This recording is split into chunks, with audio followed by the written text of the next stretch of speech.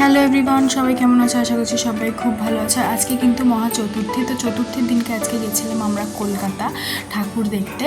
তো দেখো আজকে আমরা ঠাকুর দেখতে এসেছি অপারেশন সিন্দুর থিম যেটা পড়েছে সন্তোষ মিত্র স্কোয়ারে, ওখানে দেখতে গেছিলাম। প্রচণ্ড ভিড় ছিল আর প্যান্ডেলটা তো দারুণ হয়েছিল, প্রচণ্ড পরিমাণে হাঁটতে হয়েছে আমাদেরকে।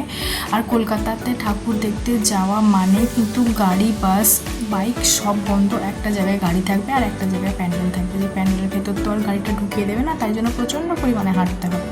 তো যাই হোক, এখন দেখো আমরা হেঁটেই চলেছি, অনেকটা হাঁটতে হবে। আর টাইটিংগুলো দেখছো কত সুন্দর। তো হাঁটতে হাঁটতে মোটামুটি একটা ঠাকুর দেখতে পেলাম। ঠাকুর তো আর মোটামুটি হয় না, মানে ছোটোখাটো প্যান্ডেলের আর কি ঠাকুর। প্রতিমাটা তো অ্যাজ ইউজুয়াল খুবই সুন্দর।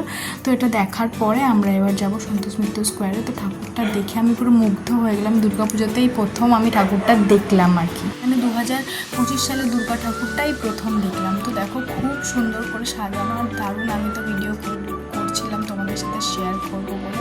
তো মোটামুটি চলে এসেছি সন্তোষ মিত্র স্কোয়ারের কাছাকাছি। তো তোমরা দেখতে থাকো পুরো ভিডিওটা।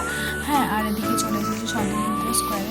ভিড় অতটাও ছিল না, মানে আগের বছর যেমন প্রচণ্ড ভিড় ছিল, এবছর অতটাও ভিড় হয়নি। মানে হয়েছে ভিড়, কিন্তু আমরা আগেই দেখে নিয়েছি। তো এই প্যান্ডেলটা নিয়ে আমার সত্যি কিছুই বলার নেই, কেন এই প্যান্ডেলের থিমটা সারা জীবন আমাদের মনে থেকে যাবে। কাশ্মীরের ঘটনাটা তো আশা করছি তোমরা সবাই জানো, সেটা আমাকে নতুন করে বলার কিছুই নেই। কতটা প্যাথেটিক সেই ঘটনাটা এরা তুলে ধরার চেষ্টা করেছে। আমি এক কথায় বলবো, দারুণ হয়েছে প্যান্ডেলের ভেতরটা পুরো গুহা টাইপের করেছে। আর এই দেখো ঝাড়বাতিটা তো খুব সুন্দর। আর প্রতিমাটাকে নিয়ে আমার সত্যি কিছু বলার নেই, কেন ভগবানকে জাজ করার মানে অতটা আমাদের পাওয়ার থাকে না। মা তো সবসময় মাই হয়, মানে দারুণ সুন্দরী তো হয়ই হয়।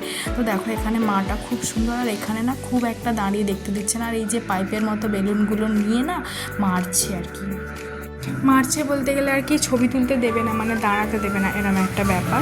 তো যাই হোক, এখানে দেখো আমরা চলে এসেছি। তোমরা পুরো ভিডিওটা দেখতে থাকো, কত সুন্দর হয়েছে।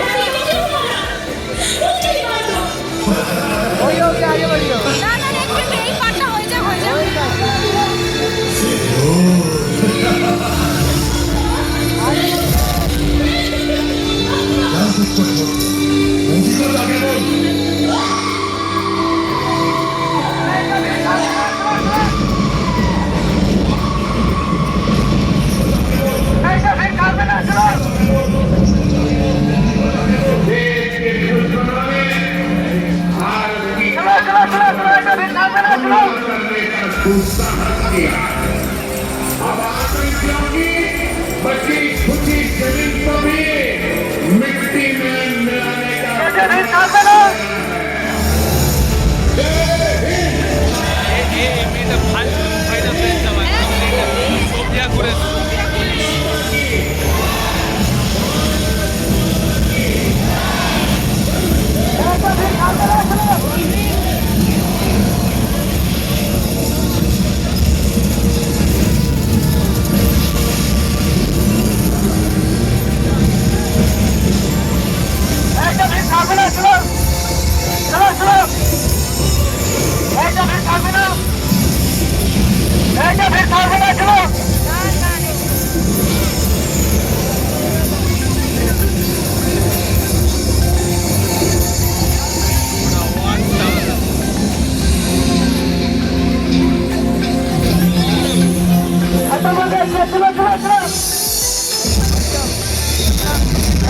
তোমরাই বলো এবার কেমন হয়েছে। আমি কিছুই বলবো না, আমার তো পার্সোনালি খুব ভালো লেগেছে। আর এই প্যান্ডেলটা শেষের পর মানে এক্সিট গেটে একটা সুন্দর ছোট্টখাট্টো মেলা বসে, মেলাটার ভেতরে আর ঢুকিনি, কেননা প্রচণ্ড ভিড় ছিল আর আমরা না প্রচণ্ড টায়ার্ড হয়ে পড়েছিলাম। সেদিনকে আসলে অনেকগুলো ঠাকুর দেখার প্ল্যান করে গিয়েছিলাম, তাই জন্য মেলাটা তার ঢুকিনি। আর তারপর ওখান থেকে বেরিয়ে দিচ্ছে একটা ছোট্ট পুচকি দুর্গা মা, যেটার ভিডিওটা আমি করলাম তোমাদের সাথে শেয়ার করবো বলে। আর এখানেও এত লোকের ভিড় জমেছে এই মাটাকে দেখার জন্য।